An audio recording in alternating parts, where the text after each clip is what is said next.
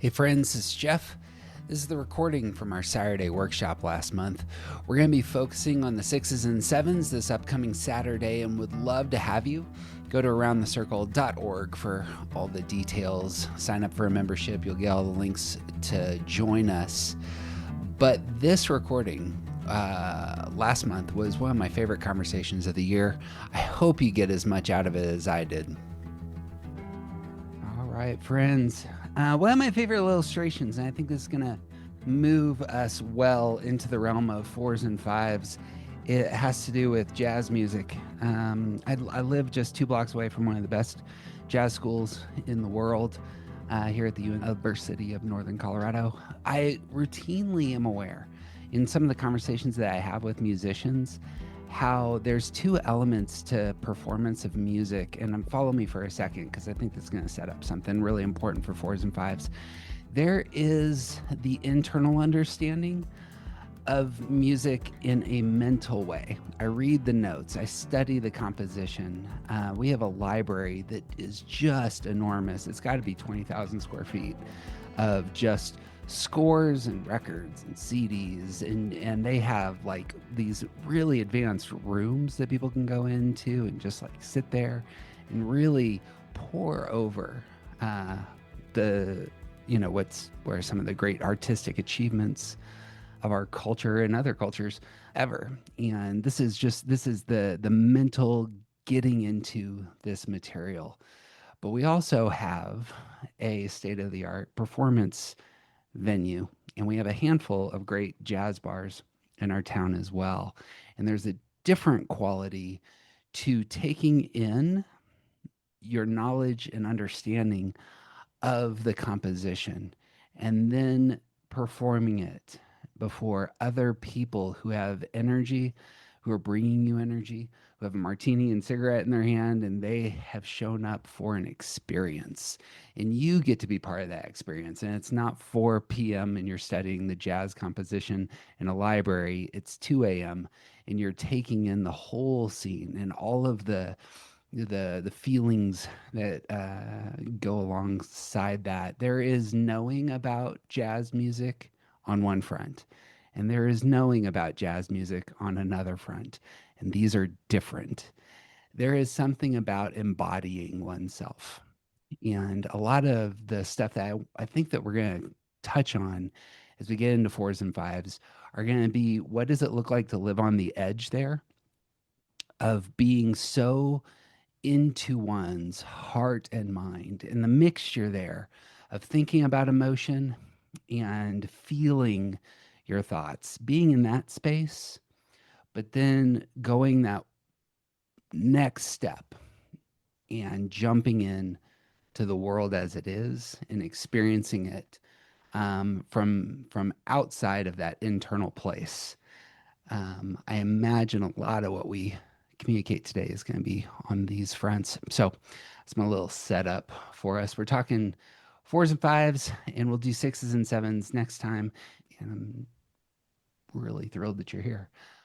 I want to address fears and what TJ and I have called hazards, the things that we avoid, how those move fear to hazard to the passion or sin that our type struggles with. But specifically with fours, I want to just elevate what commonly are the struggles for fours and get your commentary. And then we'll jump into, once we kind of dissect kind of the shadow side, we'll jump into the heart's message and the holy ideas. But my understanding, and I would love plussing in terms of vocabulary here, is that fours fear something to the extent of having no identity or significance, that is kind of the primary tinge ping. It's the 45-pound weight that we've talked about in the past.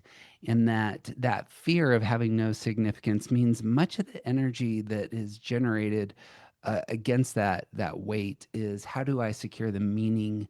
How do I secure meaning and value for my life? And the answer is going to be something like distinction, depth, but living in that space matters, because the avoidance that comes out of the fear and really influences our behavior as far as going to be that avoidance of simply being ordinary. You will notice how the passion cleanly emerges from that fear and the avoidance. The passion associated with fours is that of envy.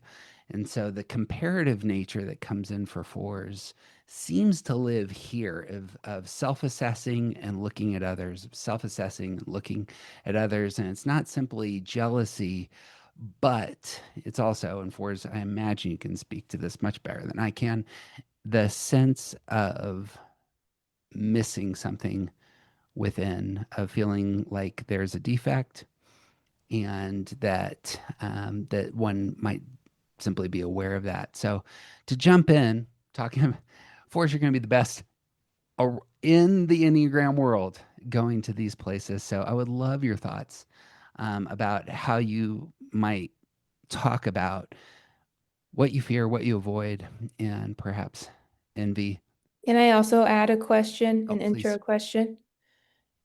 If we're saying that fours want to be significant, which again, feel free to argue against that as a four, I also want to know, what does that mean? Like how, let's say one day you do get to significant. What does that mean? What does it mean to be significant? How would you know that you got there? Right? Anyway, that's my question. That's an excellent question. For me, it's I don't want to be forgotten. So it could be as simple as walking into a room and being noticed and leaving, and my presence is still around and people are talking, and to making a mark in my work, family, friends that influences them, impacts them, to a grander scale of the masses, being important or influential in the masses. But I do resonate with significance, not being significant in some way, but the word forgotten really is a gut punch for me. I don't want to be forgotten.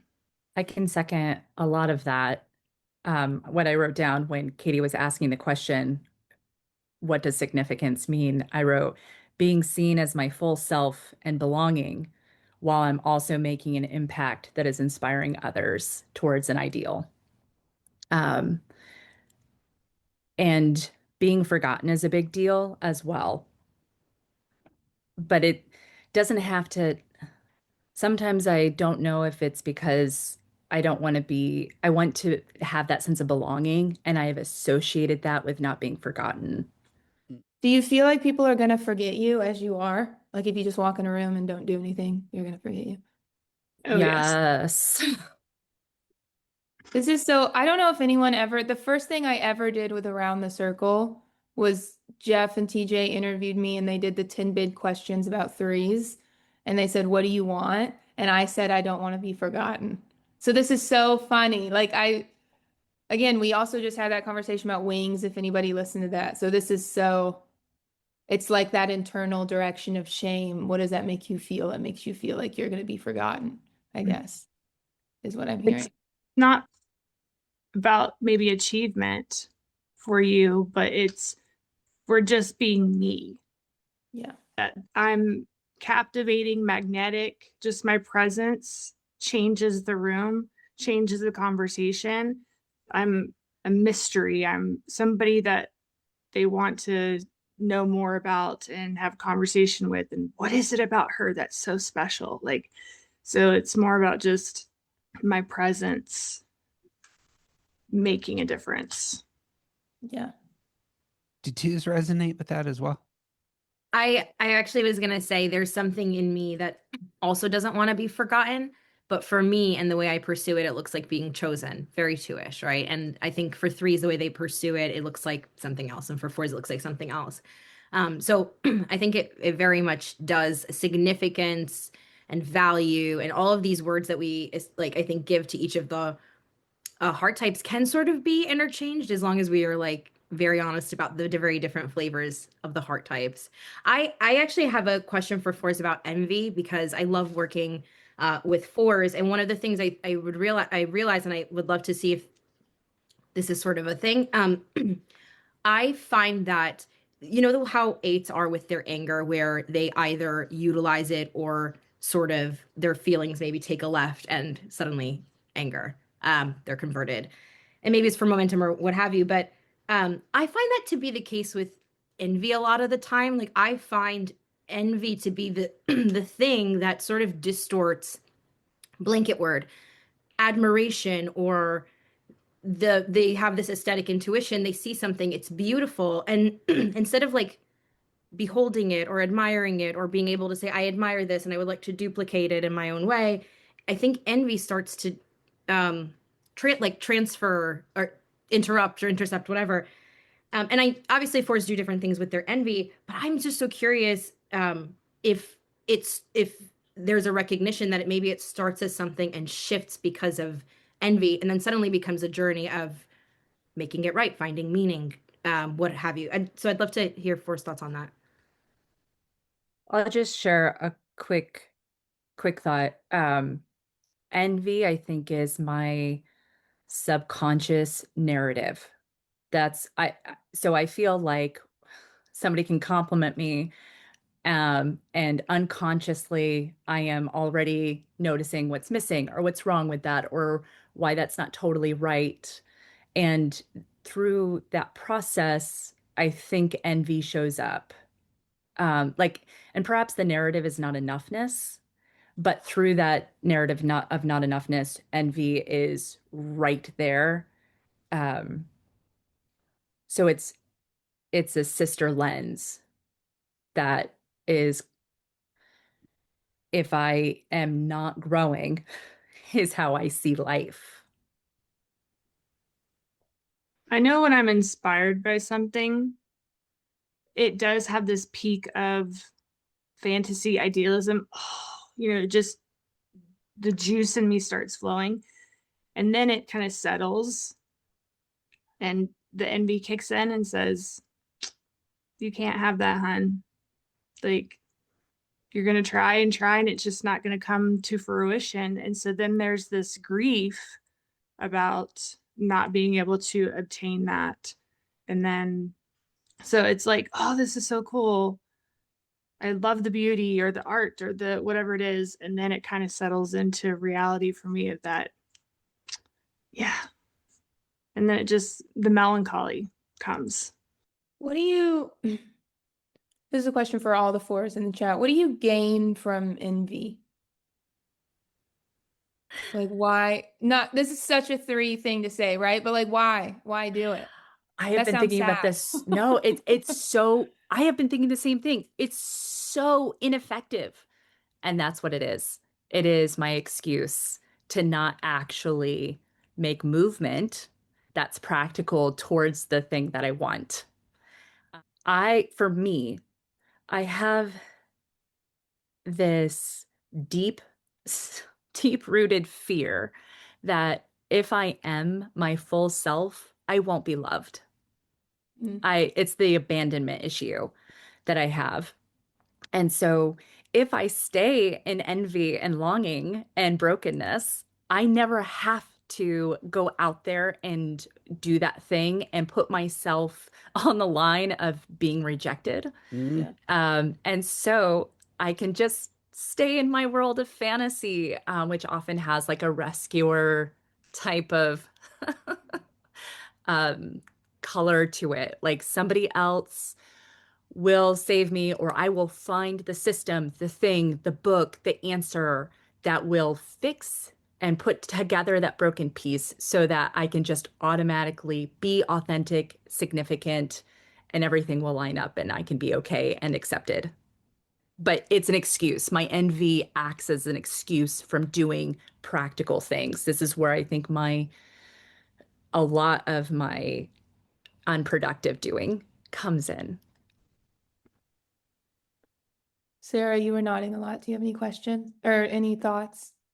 It's similar. Like the envy will have me do the unproductive doing, like Delian was just saying. Like then I'll be like, oh, well, then I can do this. And then I'll have the answer later. But it keeps me in that space because there is the fear of like, oh my gosh, I might not be loved. So it's better to be here and spinning than there. Yeah. I talked to a 9 once on my podcast and he said something similar. I like that you guys are connecting it to the doing repression because the 9 said something similar. We were talking not about envy, but about believing that you're in control of your life. And I said, as a 3, like, that doesn't make sense to me. Why wouldn't you want to believe that you're in control of your life? Right. And he said, as a 9, that makes him feel better, actually, because then it's not his fault if if things don't happen and he doesn't make anything move forward and his life is just the same forever. It's not his fault because he was never in charge of it anyway. And I hear a tinge of similarity in those two things. Well, that's where the I'm misunderstood kicks in. So it's like, why even bother? Because they're not going to understand anyways. So it's like, I don't have control over how people are going to perceive me and take me in, and I'm going to be too much or not enough. And so it's just easier to sit into, well, they won't get it anyways. Yeah. So Have not associated envy with an excuse for action repression. This is coming out in Delian's and Amanda's comments both. That's fantastic. That's just a fantastic bridge in my mind and heart in terms of the function of envy. Because there's a real popular quote about envy, that envy's the only one of the 7 deadly sins that doesn't give you anything. And I came to it with that. Like, of course, it's not providing you anything. What I'm hearing is that envy is providing you protection, and it's giving you a reason, an excuse to kind of stay in a space that you would prefer to stay. And that's all. That's insightful. If I can, I'm really curious within the realm of subtypes, because I know Amanda is a social, I'm self-pres. Heidi, I can't remember which one you are. Yeah, the big question mark, which I think happens for 4s a lot. And Sarah, is that idea of envy being a way to stay away from action also resonate? I'm self-pres as well. And yes, it does.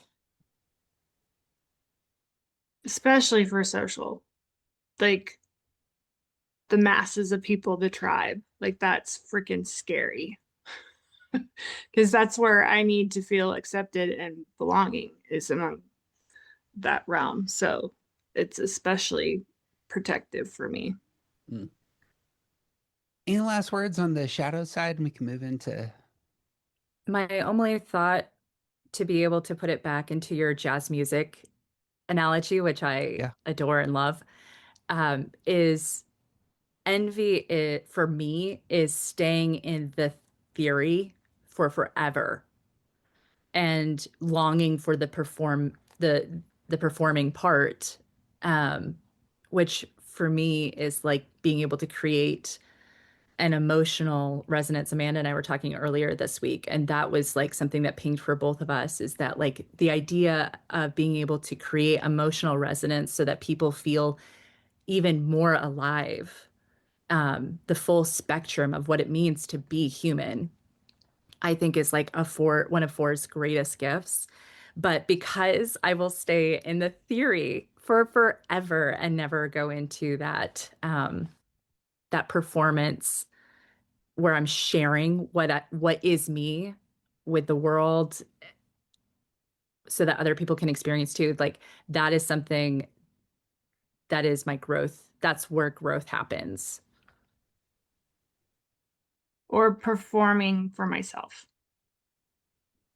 Like I will do the creative, the artistic, but I'm not sharing it unless I completely and utterly trust that person. quick question as a footnote. You're bringing up some vocabulary that's loaded, and it's not heart-centered loaded language. Theory, idea, full spectrum of what it means. These are not heart-centered, dare we say, subjective terms. These are head-centered terms, correct? Yes, I think that one of the things that I do is I rely on other systems that have been set up, and I will learn everything I can about those systems, whatever flavor it may be, in order to find the missing piece of me. so that I can be. Just to put in my own language, what I'm hearing you saying is you are using your head in order to have personal understanding. Yes. It's a support. Your head is a It- support for getting into your heart. Yeah. And it's also heavily relying on other people's already figured out thoughts and their systems. And I'll just learn as much as I can about that system and even find nuance within that system.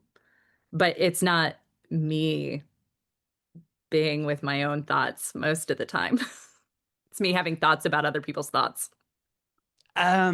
Moving toward the heart's message. I'm like, my heart is just on fire right now with joy. Heart's message is you're seen and loved as you are. I assume that being seen is also going to be one of those things that transcends heart types, though. Yeah. Is this, dare we say, is this specific enough for fours? Have they gotten the heart's message wrong for fours in not going a little further? Because it seems like it would color a lot of what twos and threes want as well. I Go ahead.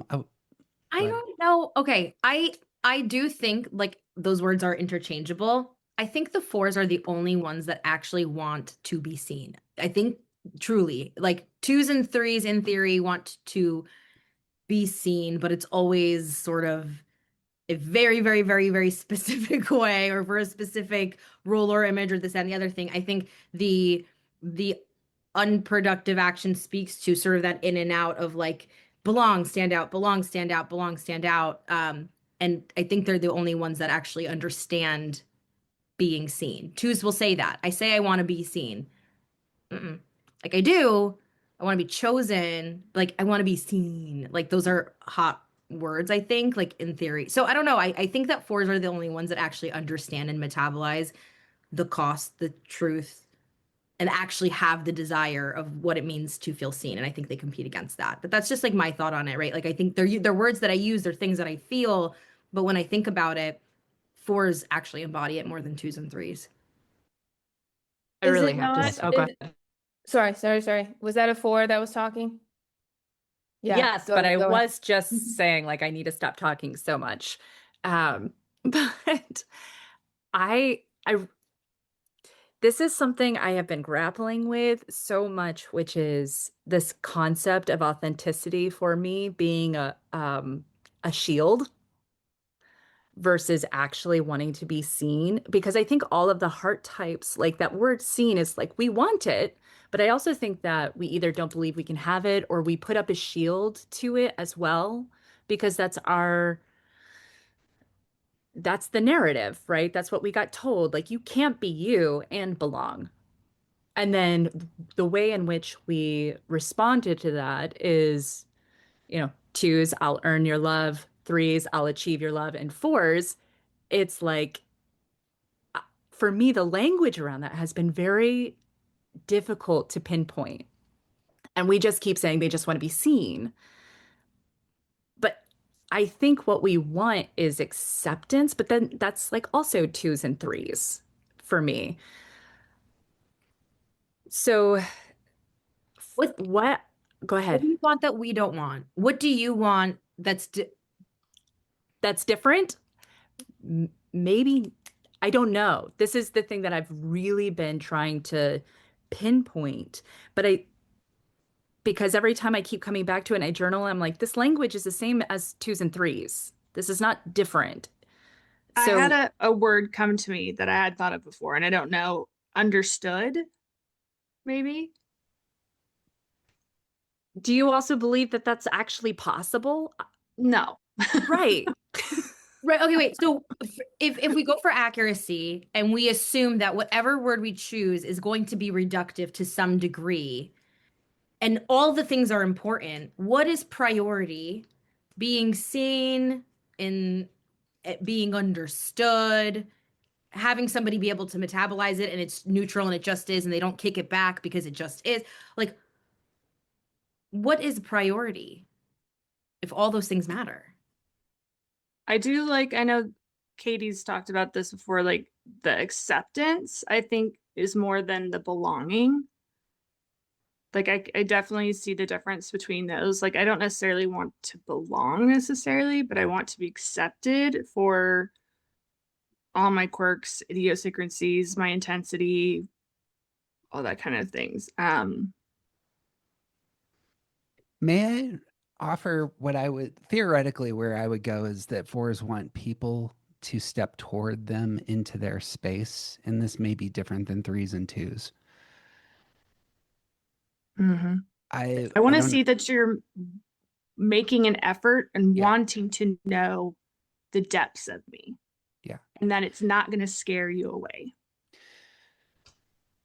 there's a I suppose in my mind and heart I want somebody to find me magnetic enough to care enough to move in my direction. I don't know if twos and threes go there, but you twos and threes could speak to that.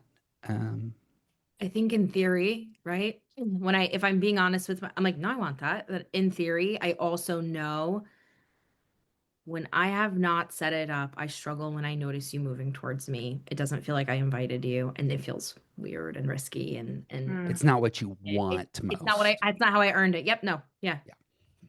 Ooh, no, I would That's- eat that up. Yeah.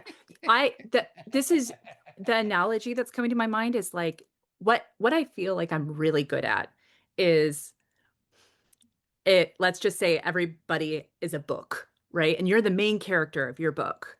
I want to read your book. I want to know like all Yes. of the details. I want to understand all of that. And I want you to do that for me because that's the only way you could possibly know me.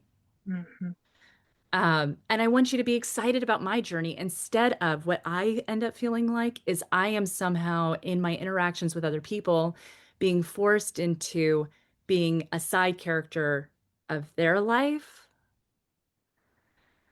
And I want, like, for me, the holy origin is so exciting because it's not about, to me, it's not about being ordinary or being free to be ordinary. It's being free to be the main character of my life and you being free to be the main character of your life. And then all of us having this synastry with that.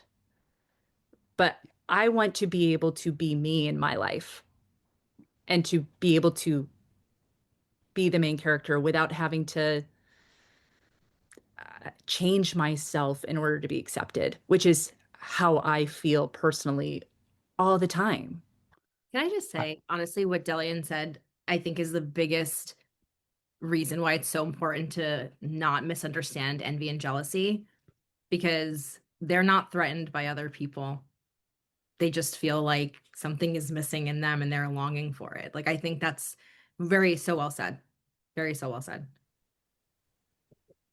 I'm wondering if any, you can just nod to this. I'm wondering if any of our thinkers in the crowd, like the 5, 7, 9, 8, that half of the circle, are any of you like, that's all the same thing, wanting to be accepted and wanting to be seen and wanting, like, is it, I wonder if like for the other half, like, is there even a distinction in those things? Or are you all like, that's the same thing? I think it's Sort of. a little different. It's like I've been thinking about that, but it's for me more of a I'm here and I'm willing to tell you what I think and what I feel. And if you don't ask me or you come up with a story without knowing me, then it's not anger, but it is like I feel dismissed. So dismissed or that betrayal theme. Dismissed is what I come up with for myself because I will let you know what I think and I will let you know what I feel, but I'm not searching you out to tell you those things, but I also don't want you making things up either. Out of curiosity, do you ever feel like you're a side character in your life? No. Yeah. I appreciate that you took a couple seconds to answer that. I would love to another open question, and Heidi, you need to jump in here at some point. I again am hearing so much desire for other people's mental life towards you. as opposed to shared emotional connection. Being seen has examination all over it in my mind. Being understood is not, I mean, I suppose you could have, I understand you emotionally because I empathize, but understanding is a mental activity, is it not? Um, what, how would you talk about this desire, since it does seem so cognitive as opposed to feeling centered? Don't want the people in my life to feel what I'm feeling or even maybe understand what I'm feeling. I just maybe psychologically have an understanding, acceptance of how I'm put together. But I think of my husband, I want him to inquire and ask questions and have the conversations about the inner workings of me. And I want to have those same conversations about the inner workings of him as well. Inquiry, understanding, again, so heady. Am I wrong? Heidi, you work as a therapist. You ask questions about other people's inner lives, yeah? The moment people start talking about feelings, they're sharing thoughts, they're not sharing feelings. So my feelings are for me to experience privately as an introverted feeler. And as soon as someone else enters the picture, what I am wanting is for them to engage with me cognitively about that, because I don't have a means of somehow connecting them to the live stream of my emotions. All I can do is a past tense processing and narration of what I've felt. And I want that to be pursued. I want that to be interesting enough to someone that they're not going to stop until they get it. That's perfectly said. Can I just to build this, because it's really important to us conceptually. You understand that your feeling life is very it's yours and inaccessible at some level because it's so subjective. But others may be able to peer into it, as you were saying, once they get into that space of of inquiry, and you can offer up statements about your inner life. Yeah, I think it's surprising to me sometimes, because we talk so much about authenticity and vulnerability with fours, to recognize that these things are so important to me because they feel so out of reach. This is part of what I'm longing for and reaching for. This isn't actually something that I feel I can easily incorporate in my life. I was trying to think, like, when was the last time I was actually authentic with someone? And I realized that usually this happens like for a few seconds, maybe every couple of years. And it's a horrible, frightening, beautiful, wonderful experience where for those seconds, my feelings crept up on me in live time and someone else was there to witness it. And that was a brief portal of them actually seeing my soul. And it's probably not going to happen again for another couple of years. Oh my God, is the idea of being witnessed then a Witness. big part of it? Because I'm more extroverted as a four, and that comes with a whole slew of issues.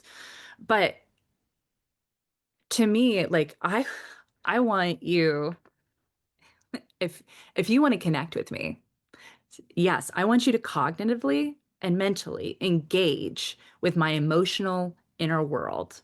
And I also want to take my emotional inner world and create something in order for you to experience through something that I've had to create mentally, having an emotional resonance with that, whether it's music, whether that's poetry, whether that it's a book, whether it's acting, right? Like I want somebody else to experience that emotion but in order to do that, I have to do it through like this mental series of skill sets. Yeah. I was going to say articulate. I use that term a lot. I'm like, I can't articulate all this going on in my head, my inner world, and I'm trying to articulate this to other people so that they can understand it. And the only way I know how to do that is through creative endeavors.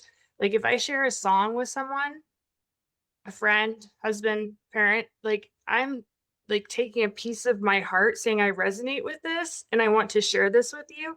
And when they're like, oh yeah, cool, or it's like, because you just stomped on the inner workings. And my thought is, well, that's not going to happen again. It's not safe to share those inner parts of me. So I have a question. I forget which one of you said the live stream of my emotions, and I'm just kind of blown away by that because I feel like I don't ever connect to my emotions at all. I'm notified later through my body or through my cognitively, oh, these things happen, therefore this feeling must be this. And so I'm fascinated by what it feels like to live out of your emotions and connect that with how you're seen and known, because I feel that is my blind spot. I can't meet people very well in their emotions. I can recognize what they are, but I can't. The empathy and the actual being present with people in that is challenging. I can listen, I can witness, but I don't understand it. And I'm wondering if somebody can explain that a little more. I wonder if some of it is, I think that might even play into why fours can feel misunderstood a lot of the time, is they're not intimidated to make constant contact with whatever it is that they are feeling, whether it's to understand it or to do something with it or to find something. The good, the bad, the ugly, like there's really, I can't speak for them, but what I find is like there's no risk of what could possibly disrupt if I move towards something that is my compass or part of me this much. And for nines, that's a very different journey, right? If for to not to, let's say, to use a blanket word, to merge, to go along, to get along, and to do that while accessing all of your feelings, making contact with them would be really difficult because you'd have to remember what you feel, be informed by it, and so on and so forth. And so it's interesting because, coming from root, there are very, very different reasons why it's comfortable or uncomfortable to make contact with feelings. Does that make sense? Yeah, I think it does. I think the idea of being so in touch with that is fascinating, and I'm just I appreciate hearing how that shapes the rest of you, because I can't connect with that in the same way, but I feel like I just want to be a fly on the wall. Catherine, I think your question is excellent, and it actually says quite a bit about nineness as well, as opposed to the posture of heart towards others. It's real well said. Shocker, I didn't realize this. We're 45 minutes in. We've spent 45 minutes on the shadow of fours. Shocker. I will try to move things forward a little bit quicker. We may go a little bit over the 90 minutes because I do want to spend some good time with you fives. But moving to the heart's message for fours, the language here again I think can get plussed if you guys have some, but the general the traditionalist has holy origin being the fours holy idea. My assumption is that that has to do with you being created well up front, that there's something about your origin that is beautifully constructed from the beginning. There is a past focus there. There is you have what is required from the outset and are not lacking. These are the sorts of things that come to my mind. They overlap with something like wholeness and identity and completeness. And we could talk more about that. But does any of that ping for you in terms of the function of the holy idea? ends up being, what is the function of the holy idea anyway? It's like, I think of it as a worldview that because of who you are feels almost impossible to believe is true. There you go. That's So well said. it's trying to convince you that something is true about the world, but because of how your personality is hardwired into your brain, it's really, really, really hard for you to believe it. So I see my holy idea for threes as like an invitation to live as if this were true, even if you don't believe it. And how does that make you feel? Right. Perfectly Yeah, I said. think Well said. that's really, really well said. And there was the happiness podcast that came out this week. I really, really liked that, guys. And Jackie said something on there that I have not been able to stop thinking about, which is this idea of our defense, our personality can be a defense mechanism, right? The shadow side of the four is the defense mechanism and of what we perceived early on as a way we have to move through the world, right? And that makes so much sense to me. And I think that the holy ideas are where we have to soften our grip on who we think we have to be and shifting instead into this, what feels like antithetical, like it's the opposite. It's the total opposite. It feels impossible. It feels stupid even because for my whole life, I have been collecting data to prove my original concept of self. But that if I soften that and start collecting data and choose a new narrative of, okay, what if I am already whole? And I do like some of the verbiage you used, Jeff, about like being originally, from birth, everything's okay with me. I actually have an okay time believing that. It's the present moment that I am screwed on. Mm. I think that I've lost it at some point, that I was perfect and I was whole just like everyone else, but then I lost it or it got broken. And so it's this idea of going, nope, it's not, again, I don't even, to me, it doesn't shift me into thinking that I'm ordinary now like everyone else. It's now I believe everyone is extraordinary, including myself. And so the fear of ordinariness goes away. And then there was something else you said, it's lost and that's okay. Other people can speak now because I am talking way too much. I think that's profound in terms of it's like I'm fine with thinking that things were great in the past, but I've lost something. I think that's really helpful. I didn't realize that's my story too, Delian. But when you were talking, I'm like, I constantly think about going back to that younger girl. Like I have pictures of her where she is carefree and she didn't care about what people thought and she just lived her life. Like my mom has stories and I'm like, was that me? Like it was so hard to believe that was that little girl. And I've been wanting to get back to her When you were before I realized when you were something was missing. when you were there, how did it feel? Like, is it always a hindsight thing? When you were there, when it was present, like when you were the girl getting snapped in that photo, how was it there then when it was present and not the past? Like When you what had I when you recall, had it that, yeah. did you know that you had that? Did you know that did you feel, or did you always feel something beyond your grasp? Right? Like I'm so curious if Yeah. If I did, I wasn't necessarily cognizant of it because I think we've talked about there's a moment, Delian's talked about it, there's a moment where you remember that shift and going, oh, okay, is there something missing in me? Why are people not understanding me? Like, I don't remember that in my younger years. I was just living my life. I was a performer. I was interacting with people. I was getting reactions out of people. I would talk to strangers. Like I was just carefree. And then I can remember a few moments happened in kindergarten, pre-K kindergarten with my peers where it shattered.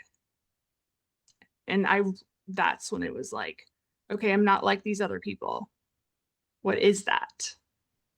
So it's trying to go back to that concept of her that in my mind was whole. Didn't recognize that she thought that something was missing. My other fours, how do you feel when you read the holy idea? I'd be interested to hear if anybody has like a specific, when I read through my holy idea, there are specific sentences where I'm like, this is not true. This can't be true. I refuse to believe this is true. I wonder like which specific parts of these you like more than the rest of it. You're like, nah. I think it all sounds like a really great thing for after I'm dead. Like I look forward to rejoining the cosmic goo at some point and feeling that oneness with the universe. That sounds fantastic. The problem is I feel like I should probably do some things before then that are like kind of me and not cosmic goo. So this feels like, so that maybe I'm misunderstanding. That feels actually kind of opposite of what Delian was saying. Like we are all extraordinary and all the things, but you're talking about this as if joining this does mean that you are just ordinary and one with everybody and you can't be yourself anymore. Is that? It feels like there is a loss inherent to it. And I think in the past when I've talked about my sense of like my true self, it kind of looks like a final glimpse of me right before I rejoin the whole. Mm. And in that moment of kind of this like in between state, I can kind of hold this idea that I am both separate and connected at the same time. And that feels like a glimpse of something much more true about me than how I live most days in the kind of desperate grasping for something other than the mundane. Um, so yeah, reading about Holy Origin, I like it in theory, but it doesn't always connect to the higher parts of myself, interestingly. Sometimes it connects with the lower parts of me that are just sort of tired of the grind Mhm. and want to just sort of like, harmonize myself like a nine to kind of like float with everything that's going on. What are you losing? I thought that was interesting. What are you said it feels like a loss. And then you said you feel like I have more stuff to do. Like what do you have to do? So the I think this is sort of similar to what some other people were saying earlier when they were talking about not being forgotten. I think that I have Mhm. some desire, especially with like relationships, to find a place where I know that I am irreplaceable, which is not something that I've found nearly as easy to locate as I thought it would be. Because I even now, I look around at all my closest relationships in life, and I can kind of reinterpret them as very utilitarian in a way that is completely unsatisfying to me as a four. So this is the what is here is not okay, and I need to find the thing that actually meets the need. So there has to be some relationship out there that's capable of making me feel irreplaceable. So I need to stick around until I can find that so that I can really like soak in that feeling for a while and then go join the goo. That Your cracks mode, me up. I don't know. Something about the word cosmic goo. That's making me lose my mind. That's so funny. I'm hearing a understanding that you're seeking to meet your motive when your motive is fulfilled. That allows you to move where you perceive is best, and that would be some sort of amalgamation that may push into equanimity, as we talk about here in a second. But your motive's not divorced from what you're saying. The posture of I need to feel, I want to feel irreplaceable first, and then I think that's a really important movement for all of us. I need to get my motive fulfilled first, and then I can live. I can enjoy everything that I'm supposed to. But especially with fours, fives, and nines, once my motive's fulfilled, then I will begin to act in the world. Will be a very, very, very, very common posture for fours, fives, and nines. But I I imagine, am I wrong, Heidi? And then we'll move forward here, or maybe you can tie it to equanimity if you can. what I hear is the romantic vision of what you ought to be and what is the finish line looks like a amalgamating. Am I wrong there?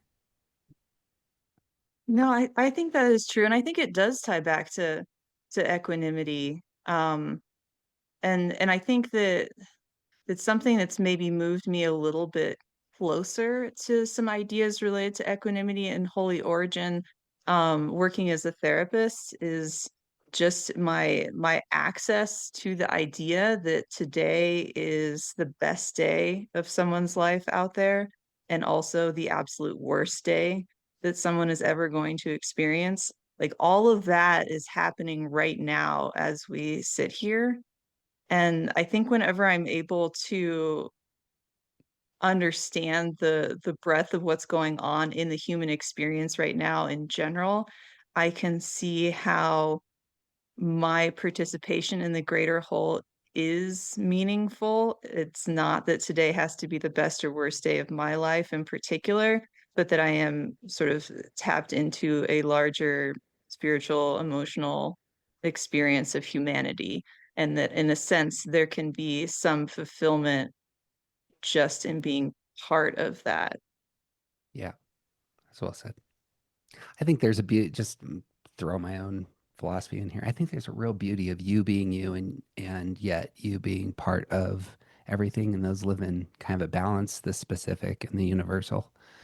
But because fours push so hard into the specific, especially their sense of self in their emotional focus, the pendulum swing is what I hear there, of like feeling I need to really swing the pendulum into the everything would be what it's not just desirable, but like a counterbalancing. I suppose that's what equanimity is. I'll land the plane there. Equanimity I have is emotional balance, inner balance, emotional clarity. We might even talk about like an emotional sobriety at that level. Any last words, fours, on this? I only have one last thought, which is for a long time, whenever I was reading stuff about equanimity or the holy thought, I kept having this feeling that I was going to have to give up my essence in order to get there. Yeah. Yep. And I have been reframing that a lot because for so long I have been so driven by shame to create the ideals and the beauty and the significance that I want, and even the authenticity, that a part of me associated that shame drive with those things as well. And now I'm realizing actually the holy origin allows me to access my longing, my ideals, my hopes for almost that fantastical, beautiful way the world could be. I can still have those and pursue them in a way where it's practical and I can objectively see the correct steps to get there versus being caught up in my shame and fear of a need of being seen a certain way. So I get to play versus prove. Solid. That's real solid. Bang, last thoughts on fours, Katie? No, thank you for sharing. Fives. Pivot from the heart into the head. You'll notice this up front with the fear. The fear for fives routinely is that stated as being incompetent, that somehow the lack of knowledge, somehow your center isn't functioning well enough to pick up all of the information required. The fear of being incompetent is gonna sit with the fives as opposed to attention. And what was the language we were using? It wasn't just being seen, but um, having people forget about you for twos, threes, and fours. We're going to shift in the fives in terms of the primary motive for the head center is going to be about resources. And this is going to be fundamentally different from the heart. And it's well worth noting just the shift here, especially because fives are also withdrawn and are going to do a lot of internal processing in the same way as fours, but the motive is very different. So that fear of being incompetent can stagnate fives, and they may avoid getting involved, pushing into engagement. They can just settle for being secure in that withdrawn space. And that means it's an interesting move here to bring back that jazz metaphor of fives can get stuck just looking at at music scores and never actually pick up the instrument. And that is going to be a temptation. Fives not acting on the knowledge that they have. The emotions are going to come in as well, but traditionally the passions for fives are stated as greed or avarice. I think a better word for this is probably something like withholding. That's going to be withholding thoughts. It's going to be withholding resources. I want to elevate and perhaps talk about withholding emotions here, because I would want to argue that fives are very aware of their emotional life and often do not expose it in the same ways that twos don't expose it, in the same ways that eights don't expose it. There is something there where, like, letting folks into the interior is something that's very difficult for fives in normal space. But we could talk more about that. There is just that mindset, that mindset for knowing about your resources is high for fives. That's going to be not only knowledge and not necessarily sharing all of their knowledge, because they do understand that knowledge is a resource, and sometimes it's the only resource they have to ensure that they have the financial well-being. Fives can be very aware of, look, I have these thoughts, I sell these thoughts, so I just can't give away these thoughts, as it were. But fives are also aware of their energy, aware of their time, aware of their presence, and can hold those with a lot of just self-awareness. So that is why the avoidance of involvement means it's going to cost you something, is how I suppose I see fives. And so fives, just again, like nines, are just going to have a very strong radar for their personal energy.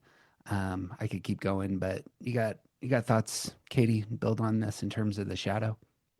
I don't have thoughts. I just have questions, fives, as you're thinking about how to respond to this. I guess we talked a lot about envy with the fours, and I'd want to know how you experience avarice. Like, how does that show up in your life? What does that feel like, if I may? And I had another question, but I forgot what it was. So I'll figure that out later. But I want to know, I guess I want to know what does it feel like to feel avarice? Do you connect to that? Would you use a different word?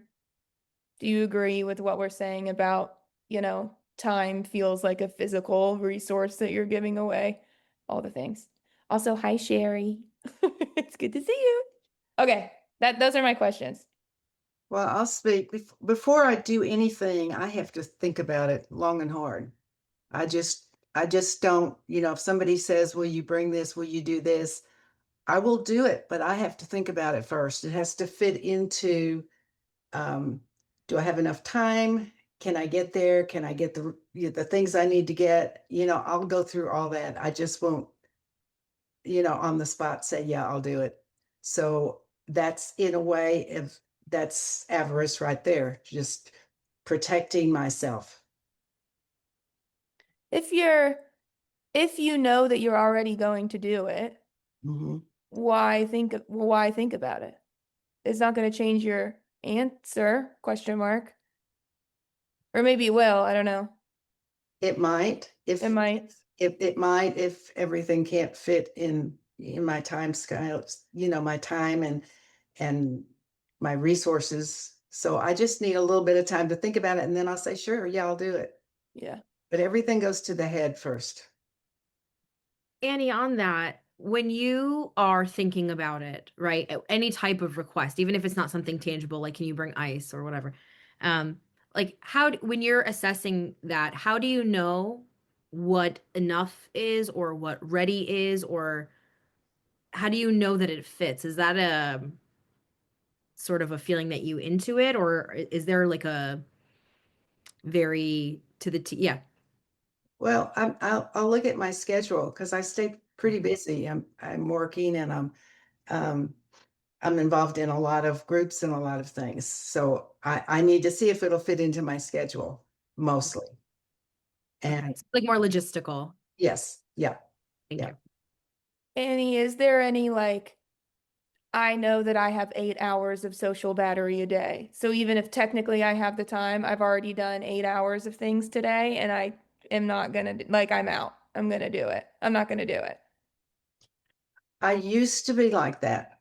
Mm. And I did for a long time. And then I decided I was going to change all of that. And I started getting involved and doing things. And I found out I have a lot of more energy. And people look at me today and say, how do you do all the things that you do? Mm. But I somehow find the energy by doing. But I didn't always do that. That's fascinating. Mhm. And it's from that place that you make an actual decision about whether you cannot or whether you can. That's gorgeous. Yeah. 10 out of 10. I relate to that so much, Annie. Oh my gosh. I think it for me has to do with the difference between what my head tells me is available and what's actually available in terms of energy. And I have to work through that that barrier that my head wants to say no to pretty much everything all the time. But that's a lie. I mean, it's just not true because the inner experience is that everything will take from me. And it's not true. So that's where I've also had to learn that. And it's funny though, it still has to, like just showing up here today, I still had to do a lot of mental gymnastics to just do it. Mhm. And I don't know if that's ever going to stop. Even though coming and doing it is actually going to fuel me and give me energy. It's not actually going to drain me, but my brain tells me it will. It's easier to stay in the background and just be there, you know. It's like, and if usually if I'm with a crowd of people, I will stay in the back of the room. I will do that until I feel comfortable to get in there. For me, it's been all about learning about my nervous system and my body. And I really just discovered this in the last year that it's managing the activation. And so my life has been about trying not to be activated because my brain thought any activation was threat and bad and needed to be avoided. And so the goal was to stay at low activation, which is no way to live. So now I'm learning that activation, like I can feel it right now, is not always fear. It can be excitement.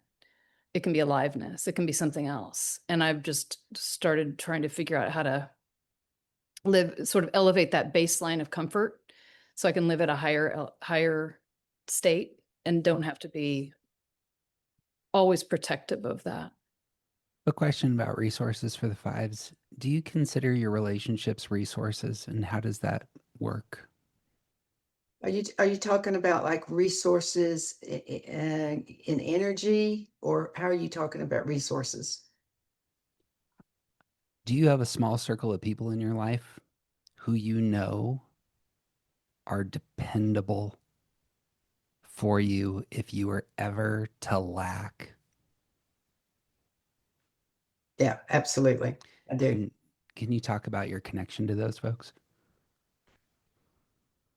Well, my children for sure. Um, they will, they're always there for me.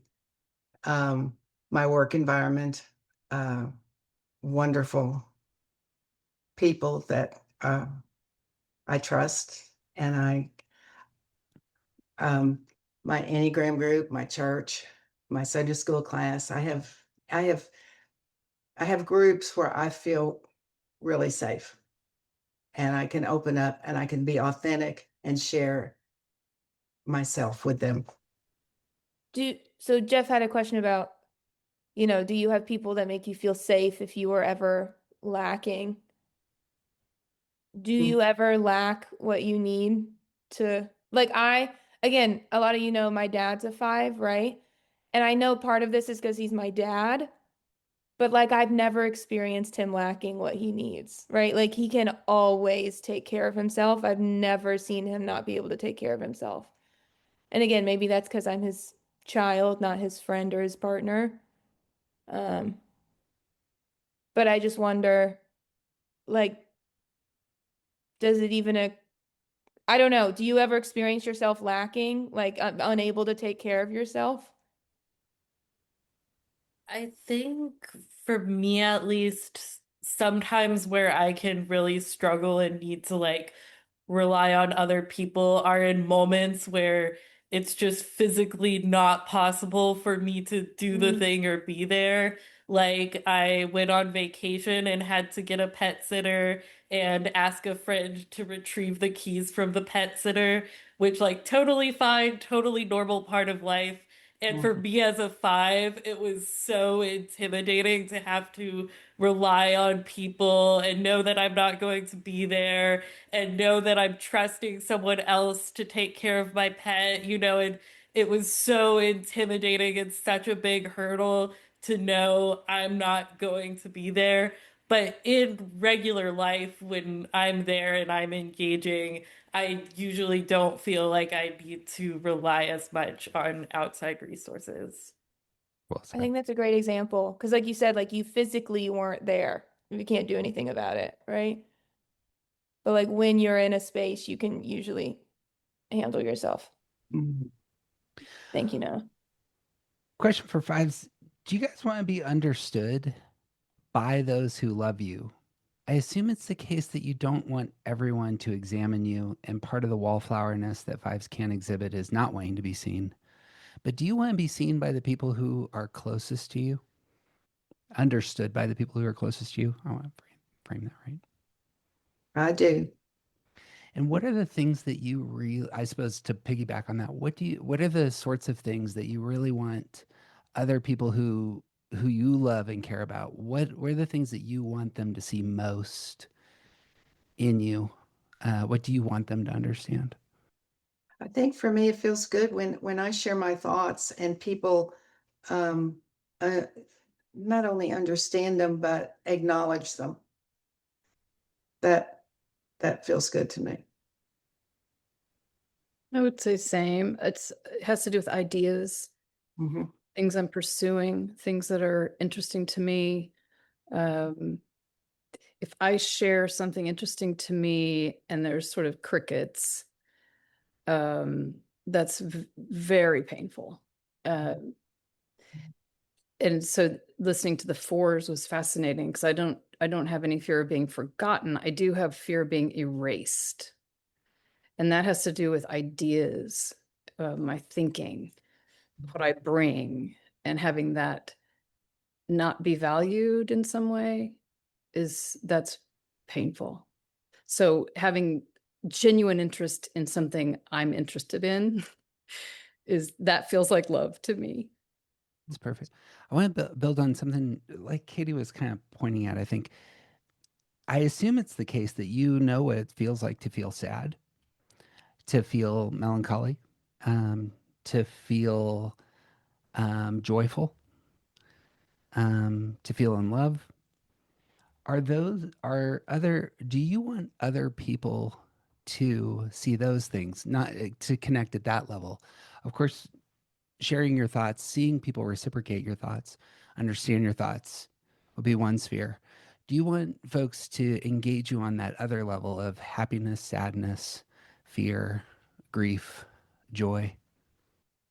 Sounds I terrible, think but not really. yeah. I think I want people to hear me describe the situation that has brought me that emotion and be like, yes, that makes sense. I don't want people to see me crying or screaming or like any of that. I don't want other people to see at all. Because because then I'm vulnerable. Like I have shown that I can't deal with the world in that way to another person. Does having a strong emotion mean that you can't deal with what's going on? Is that what, like, I know maybe logically, that's not true, but like, is that what your five is telling you? Yeah, well, it feels like because there's sort of a gap of like strong emotion, I've thought through it, and then I'm handling myself. And I want people to see me here, and I'm okay if they hear about the strong emotion. I don't want people to see me over here because that shows there was a gap in my ability to deal with things. I didn't understand. I was lost. And that feels very vulnerable for other people to know. That's the competency. Yeah. To build on that for a moment, I assume it's the case that you understand what it looks like to think about those strong emotions. Do you know what it's like to feel those strong emotions? I do. And I would say one of the reasons that I don't want them witnessed is I can't access them in company, not to the purest, fullest degree.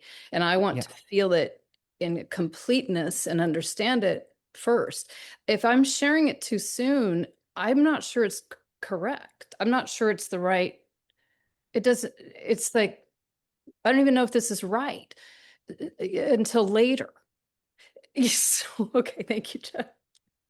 I have a question for the fives about what Sherry was saying a little bit about, I'm throwing a word, compartmentalization, because I think we have this idea for fives that, which could be true, that they compartmentalize themselves from what they're feeling. And we know fives are like, they don't lack feeling, right? But when I've worked with fives, the thing that I see, the thing that I notice is there is a compartmentalizing in that I have this feeling, it exists, I need to understand it, but I compartmentalize what is going on in my relational world or personal world to say, oh, that's why I have anxiety, or that is why I feel this feeling. Like I feel this deep sense of disconnection from the, or making it up, this deep sense of disconnection, or whatever a five might feel on, I don't know, but won't relate it to actual, maybe current events. And I've seen and heard of that compartmentalization. I want to like throw the ball at fives and hear about emotional compartmentalization in real life when it's very clear fives do have feelings and they do feel their feelings, right? And I'd love to sort of hear about that. I think I understand, but I don't. When you say we compartmentalize, it almost sounds like it's an active, optional thing, and so I need to understand what you mean by that. So typically, within the Enneagram, some of the, let's say, literature says that they compartmentalize, or isolate is a different word, right? Their feelings, either from themselves, and it's not, it's the same way that twos will automatically repress, right? It's this automatic thing. But what I've heard compartmentalization or isolation in two of the ways. I've heard it essentially taught they want the feeling cast away from them. But what I think is more true is perhaps that they understand that the feeling exists, but it is isolated or separate from real life, real events, real things that actually touch it, as opposed to being able to isolate a feeling and understand it. As I don't think I think it's an automatic thing, like many other things in the Enneagram. I don't think it's something that fives elect and are like, what should I do with this? But I'd love to hear, I guess, in reflection, if compartmentalization or isolation of, feelings from self, feelings from situation, helps in any way, or is an active part of your lives. I can share something. Like Christmas, I experience it with my family. But I don't know that I experienced the feeling. But 3 days later, I will experience the feeling and go back to all that happened Christmas Day. That's kind of, Yes, it's kind of what you're asking, I that think. is what I'm asking. Yes, thank you. Yeah. Does something happen, let's say for you personally, that makes you realize, oh, this was what it was? Or is it just like, oh, does it just hit you? Are you thinking about it? Does something else remind you of it? Or Thinking about it, going back and thinking about what a great day it was with the family and all being together. But the actual day, I'm not in that moment feeling the feeling. okay. Thank you. Thank you. Separation, compartmentalization from feeling. And it's not always for bad, but it is just sort of this automatic. Mhm. Yeah, no, thank you. Thank you. Moving into the heart's message, I put it down that I think the best phrasing for this is that your needs are not a problem. This is a very relational heart's message in my view, because, and we talked about dependence on others a little bit, but this screams dependence on others to me.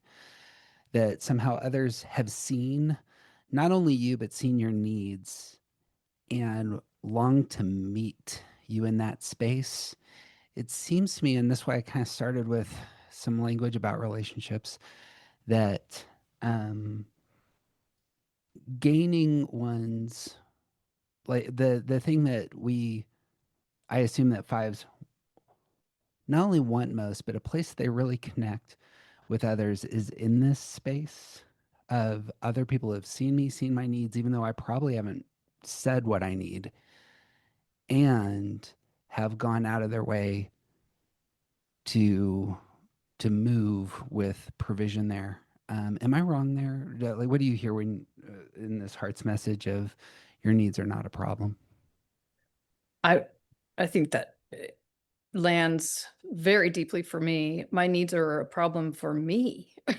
um and I just don't yeah, I was a little bit off in another land when you were talking, so I'm sorry about that. It's okay. Um I just We'll was talk. You thinking, can talk about that though. yeah, I think I was thinking about like you go back to childhood. It was a childhood message, and so I was probably there for a minute.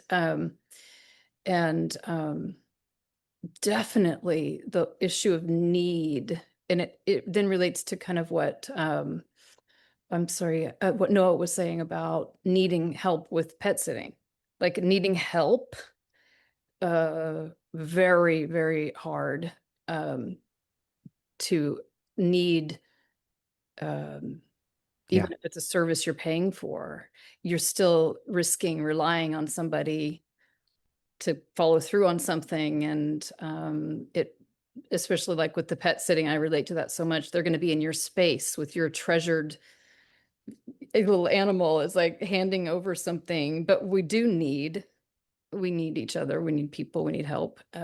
So my relationship with needs is definitely complicated. That's well said. That's not just the animal illustration is not just about safety, correct? I mean, it's something else. I just want to earmark that, I suppose. Well, I've gone back and did family therapy work, and I know that my needs as a child were not met, and so I understand why I'm a five. I understand that. So, Do you have specific instances that come to mind, or is that a general sense? My general sense is my needs weren't met, or is it the case that there are things that really ping for you of events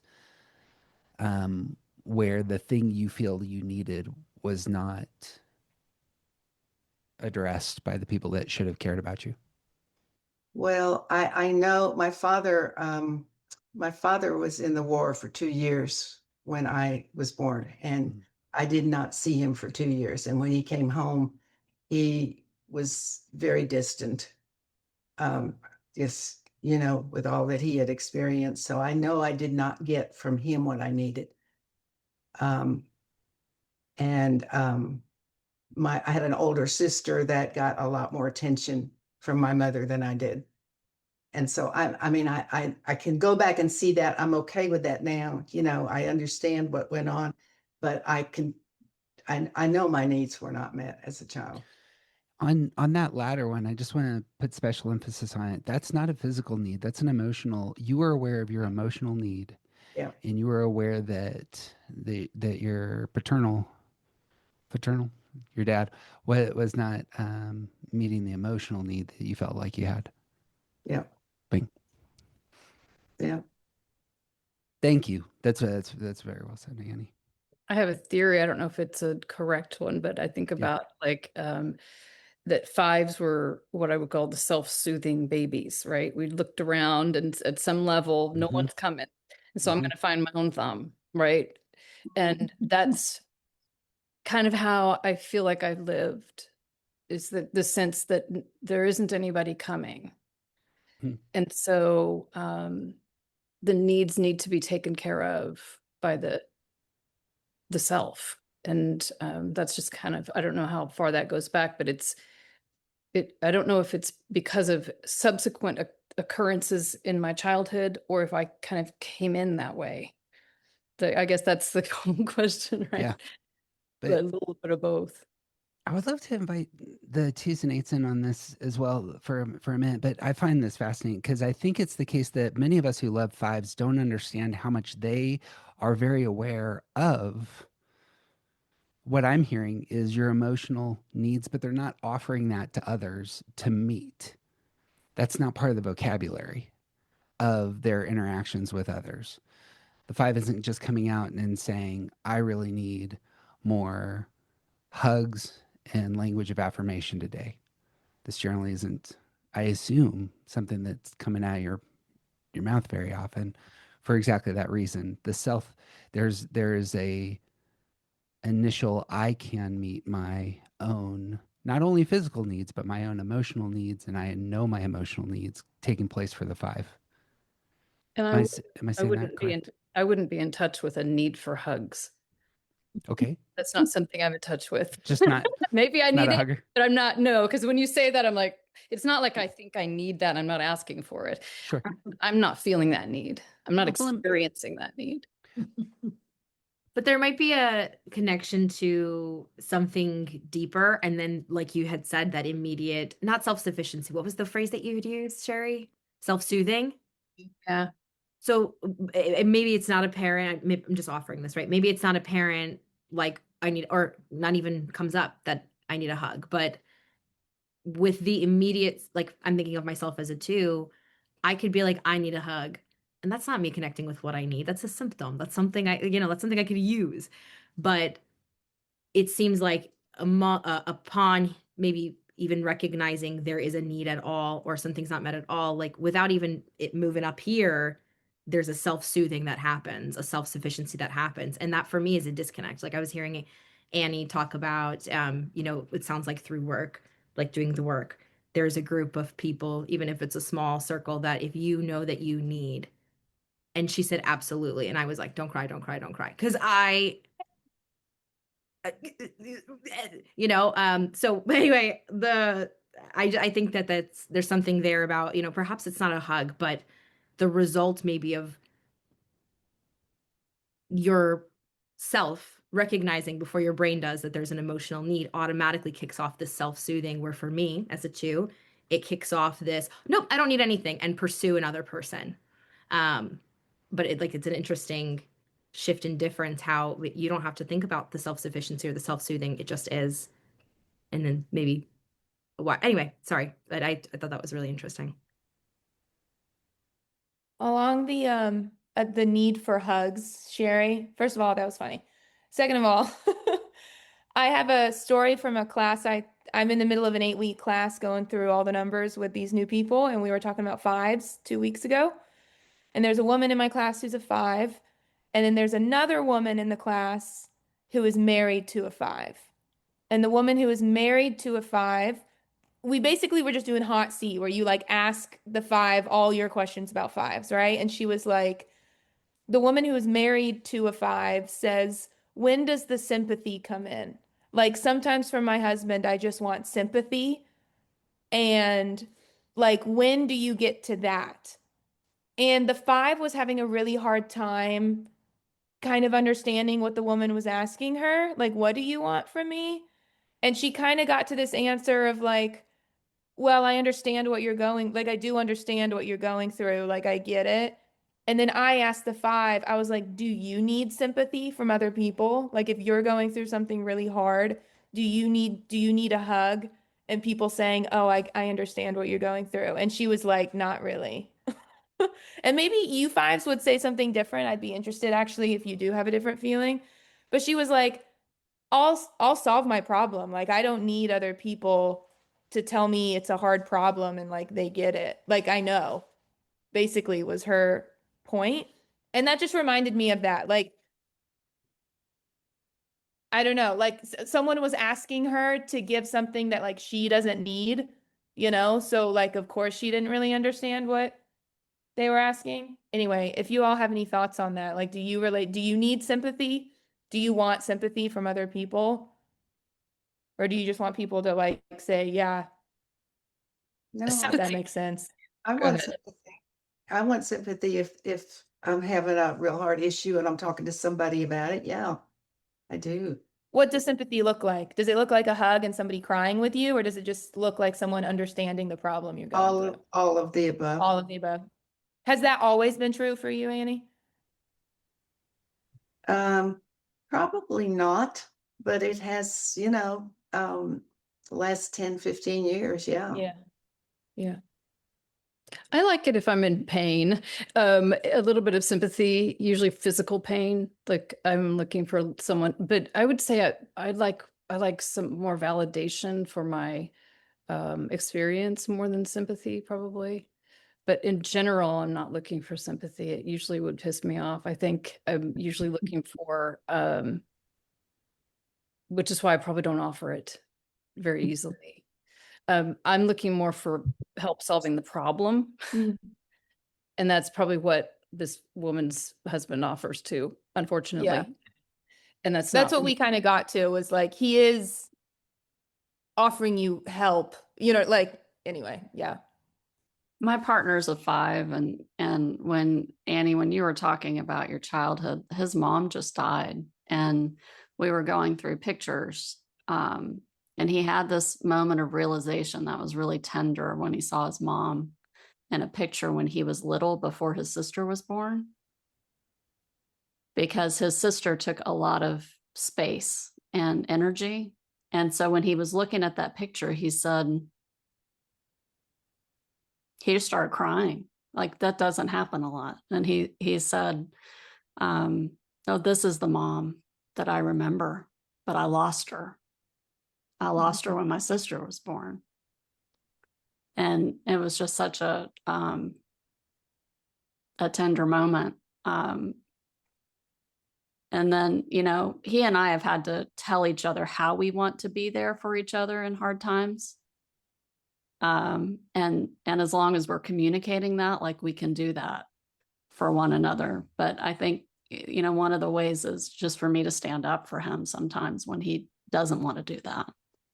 So with his sister, standing in the gap so he doesn't have to get into the mess of it, but I don't mind getting in the mess of it.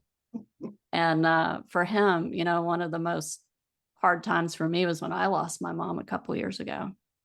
And I just remember in all of my grief and craziness and crying and just I was just a mess.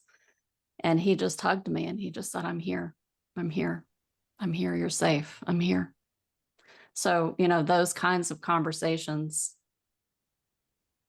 I think, have helped me understand that we need each other in different ways, but we can be that for one another when we communicate it well. I just wanted to validate your story. Like that just touched my heart. Thank you. Gonna pivot toward the holy idea. This is not my favorite phrasing. The holy idea for 5s is holy omniscience or something like divine knowledge, something of that nature. For whatever reason, I kind of push against that because as was said with the 4s, it doesn't feel like it's complementary. That is, it doesn't feel like it's like the opposite, as it were, the thing that you're being stretched to. It feels like holy omniscience would kind of be your wheelhouse. I want to know all the things. Yeah. I don't know if there's anything we're saying there. I don't have wisdom here. Can I add a little? I I'm would sorry. love some additions. Well, Russ Hudson teaches it as holy transparency, which is the opposite. That's way better. See, And- that's what I was and- looking for. Yeah, and he describes it in the way of like being permeable. So information and things flow through and you don't have to close and hoard and lock down. That is exactly to your point, the challenge. Yeah. I feel so refreshed by that. Is that like almost, would that sense of being almost be like being a knowledge conduit where you're bringing it in and letting it flow into something practical where good work is getting done? I love that. I also think it is energetically like allowing people and things and love to flow in and out. So it's not just ideas, although that's part of it. And that's this. It's all very terrifying, like to what you were saying about like, can I trust this? Sounds like a good idea after I'm dead. Like this idea of like allowing it all to flow through. It's very compelling and very terrifying. Yeah, it seems like a lot of our conversation for fives has been like the word control has been lingering in it. It's not so much a disconnection from need, emotions, or feelings, but controlling how that's met or engaged with. And what you're describing sounds a lot like surrender and like letting things just kind of happen, which is really beautiful. So again, the case I want to highlight what I heard there with transparency is it's not just that you are able to see all the elements of yourself, but others are able to see elements of yourself and connect with those in ways that are meaningful, correct? Bang. I imagine that weaves very cleanly into non-attachment. Non-attachment can be a stoic personal experience, but I imagine non-attachment can be a relational experience as well, correct? Non-attachment, I had as detachment. There's a freedom here. There's an open-handedness here. There is the opposite. There is something of a posture of heart that is understanding of one's fears, security, and safety issues, and yet has gone to a different place. I don't know if I would love to hear. I assume that this would be very hard for the five who, again, the compiling of resources to ensure security is a primary way of meeting one's motive. Non-attachment is inviting one to be loose on those fronts. What do you hear there, fives? I guess one thing I read about that is sort of detaching from the ideas, detaching from the things that we think are important that we're bringing, and sort of, I think it's what we're all trying to do is detach from our ego, right? Yeah. It's not just about physical resources or even relational resources. This can be an open-mindedness as well. Is that what you're saying, Sherry? I'm not sure what I'm saying, so I'll stop saying. I've always been taught that detachment is like, I'm going to just say what other people said again, is like letting things go. Like I had them and now I'm letting them go. And non-attachment is I never attached in the first place. Like I never needed these things in the first place. I never needed the time. I never needed the information. I didn't need any of it. Like I was always going to be okay if I didn't have those things. And going forward, now I know I will always be okay, even if I don't gather these things in the first place and then learn to let them go, right? That's what I've always been told the difference is. Which I don't know, like if you've already attached, all you can do is detach. So it's sort of like a self-fulfilling thing, but anyway. Well, non-attachment is like a step further than detachment. Yeah. Yeah. Okay. Yeah. I see that. So Yeah, you one don't is attached to your mind and all your thinking. You just are living life freely. Yeah, it's No, definitely oh, Asher. more of an openness of receiving and then letting flow through. Or at least that's what my Buddhist friends have taught me. It's you're gonna get attached to things. You can't not get attached to things, but it's are we clinging to those things, and kind of like the detaching, or like it's kind of more of a guarded like wall, kind of a difference there.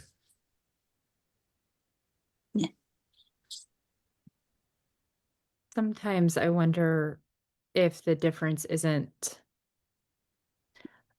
for fives. My question would be, there's so much asking questions and getting information and needing information, at least that's what I perceive, that non-attachment is being able to live in the question more versus in the answers. Does that make sense? I love the questions though. I love to live in the questions and I want more questions. And so I'm not sure that lands for me. Do you like questions because you get to answer them, or do you just like questions? I just like to pursue the question. I like a mystery. And you're okay with it staying a mystery? I think that's a good question. I don't always need this solution. No, I like to, if I get a solution, I just go find a new mystery. So I like. Yeah. The working of your brain. That's good. What's funny is non-attachment, when we brought that up, started connecting more to holy omniscience for me. I'm curious as to how the fives are thinking about this, of like, you're not getting attached to like the one conclusion you've come to or the one view you've come to. You're kind of stepping into this like, well, there's a lot of possibilities and probabilities out here, you know? And so that's where it also kind of goes kind of to that direction for me as well, is thinking through some of the fives I've known over my life. Some of them would like get so attached to this one idea or conclusion that they had come to. So yeah, so that's something that kind of came up with me for that. I'd be kind of curious to see if there's any connection there. That's just me making things up. I think even as a blanket general, if we're not married or offended by words, let's say, right? The inclination of type 5 is to quote unquote detach, right? Detach and observe, detach and sort of distance themselves from the impact of feelings. And I think the beauty of non-attachment is the ability to be involved and not be a bystander without having to take what's going on with you. Being non-attached to sort of, as opposed to being detached, to being completely on the other side, to being completely an observer, being able to be involved and not have all the stuff that you were attempting to avoid be attached to you as you move forward or as you do next or as you go back to yourself, right? And so I think there's beauty in however any 5 wants to consume the gap between being complete, like all out, versus I can choose how much I'm involved and how much I take with me and go from there. I have an open question for fives. Unless Annie, did you want to speak to that? I was just going to say, I don't, if I have a lot of 2s in my life and I listen a lot, but I don't take what they tell me. I don't take it with me. I can let go of things real easy. I hear it and but I don't take it with me. So Fives, you will observed perhaps other fives. I assume you have relationships or with other fives. And I'm really curious about gender expression with fives, and in terms of like how you see and observe feminine expressions of fiveness and masculine expressions of fiveness. Is there anything that you can say to that in terms of your own observations of your own internal life and what you see in the lives of others? We're going to need about 5 more hours. I'm not going anywhere. I mean, this has sort of like been the whole, I don't know, story of my Enneagram experience, because Yeah. I was listening to last week's group, and Sarah, Katie's mom, was talking about her childhood and how she became a 2. And I was like, that was my childhood. And I behaved as a 2. I was socialized as a 2. I thought I was a 2 for a very, very long time. I became a therapist. I was a giver. I was a codependent. I was all the 2 things, but I was not a 2. And it took me a really, really long time to sort all that out, because my father was a quintessential textbook 5. And I thought I couldn't be that. He was a self-preserving 5. I was a social 5 with a strong 4 wing. And so all those components, I just have always, when I encountered the Enneagram, the depiction of the 5 was always a male, stoic, not feeling. And I'm this emotional, like kind of social. So it was very confusing for a very long time. And I have a lot to say about that. And again, I think those different factors of having a very strong 4 wing, which is why I've loved all the 4 conversation. How often do you get a bunch of 4s talking together? And I just found that so fascinating, because also helped me see how I'm not a 4. So I always, that confuses me too sometimes, but that's not there. So anyway, I'm going on, but I think it's a big deal. The gender differences are a huge deal. And one of the things I've thought about is that male 5s are almost encouraged to be more 5-ish. And that makes me very sad. I feel like I was given, as a female 5, the bandwidth to explore emotion, to express emotion, to be more in touch with those parts of myself that might have more social expression or expression of need or emotion. But I don't think the male 5s get that. They're sort of celebrated for being stoic and closed. And I was a therapist, and I was always working with people who were like a lot of female 2s married to male 5s. And I just saw this over and over and over and over again. And the pain of trying to understand. So anyway, I'll stop. You asked a good question, though. It is worth talking about. We should do a series on that, Kate. Oh, wait. No, I appreciate that. It's still something to build on. What I heard there, especially because 5ness isn't necessarily defined in the stars, it is a social construct at some level. If you say men are encouraged to be more 5-ish, what is meant there is whatever the masculine expression of the 5ness is. What I also heard there, and I've wanted to say it a handful of times, is it as a therapist and across the board, the ability to think about your feelings as a topic. You are given permission to do so, correct? And what I'm hearing is that culturally speaking, male 5s may not be given permission to really think about their feelings, and may not be inclined to think about their feelings much. Maybe I don't know if that would be the next step. Is there something about being a 5 that I mean, we've talked a little bit about the uncomfort of feelings for 5s, but is it the case that avoiding one's emotional life is easier, or is it temptation for 5s? I don't know if you guys can speak to that. If that was a question.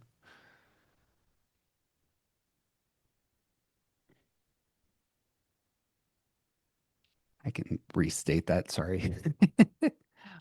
Not like I do podcasting for a living where I ask people questions that have a. Were you going to say something, Annie? I think it's harder for me as a 5 with emotions to get in touch with them. I have to work to get in touch with them. So I can see that it may be harder for a male 5. I have enough trouble being a female 5. I can see that. I think what you said, Jeff, about just being allowed and invited to think about them, and to bring them more into the consciousness, that might have been what I was trying to say. Yeah. That as a female, others are inviting you to do business with your emotional life. And in binary, in male culture, that's not really forefront. You're going to be invited to think about other things. Mama, Could did you I- have something to- Yeah, I have a question actually. So I'm Katie's mom, and so Katie's dad is my husband, and he's a 5 and I'm a 2. And there are often times where we've been at a movie and I know he's been touched by this movie because I have looked over and there is a tear running down his face. So I know he has feelings that he accesses. And then we walk out of the movie and I turn and I say, how did that make you feel? How did that movie make you feel? And he immediately says, well, I think that. And so I'm wondering, Fives, is there a better way for me to ask that question? Because I, being the 2 who doesn't do anything without all the feelings being right there, like, how do I guess, is there a better way to ask that? Or is that just the way you guys talk about your feelings? Is by thinking about your feelings?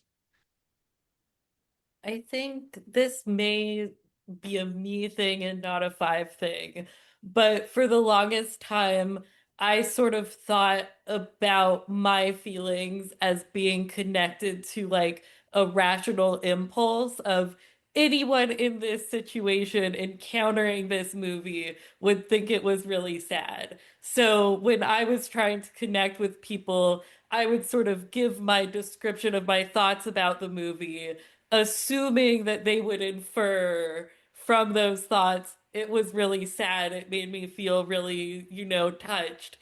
But that, as it turns out, is not necessarily how other people connect. So I am curious about whether it would have a different result if you like listened through the explanation of the thoughts and then followed up with how did that make you feel, or like how did it connect with you? Love that. No, I think Sarah, my first thought was that he was telling you how he felt. Like, and you didn't finish the sentence, so I don't know how that went. Like, did he say, I think that the director was really great, or is there something like, well, is there something about the story, or is there something in his thought that is expressing a feeling? I mean, maybe if I let him finish, but I probably knowing me go, no, I didn't say, what do you think? I said, what do you feel? Like, I want a feeling. And so, but yes, he would say, oh, well, the writing was so wonderfully done, or I cared. He does say, I can't really love a movie if I don't care about a character. There's not somebody there to root for. So maybe that's where he's going with it, maybe. But I would say, honestly, Sarah, is if he's sharing you a thought that he's having about something, that's very deep and personal and vulnerable. That is a feeling. That is how I express feeling. Like, I'm letting you see me. I'm letting you know what I think. That's very vulnerable to me. So I wouldn't miss that potential there, even if it's not in your language. Yeah. That's helpful. Thanks. I'd love to insert myself for 2 seconds just because it's incredibly important theoretically right now in terms of a lot of work that's getting published. There is the 5 in that situation feeling the feeling in real time, being emotionally affected by it, and you observe this. And on the backside, there's the question, tell me about the feelings that you had. And the 5 pivots to their intelligence center and analyzes the feeling. That would that be a worthwhile description of what you experience? For sure. Yes. Okay. I really thought that we were going to talk a lot about action and getting into your body this time, but you 4s and 5s, you have permission to not get into your body today. Actually, you got into your body. You showed up, brought insights into your inner life, Personal note, I have not experienced this amount of joy doing Enneagram work all year. I'm really grateful. No knock on any of the other conversations that I've had. Morning show, folks. Katie, you're always amazing, but I'm just sitting here just filled with joy. And so I'm just really grateful that you all showed up, and just wanted to express my gratitude and thankfulness. Wanted to not be withholding of my own emotional life, but to pitch that and just tell you how much y'all's comments and insights meant to me personally today. I'm gonna hang out for another extra 15 minutes just because we normally do Q&A. So if you did have something on your mind you wanted to talk about, I'll hang out for a bit. But otherwise, I really hope you have a great weekend.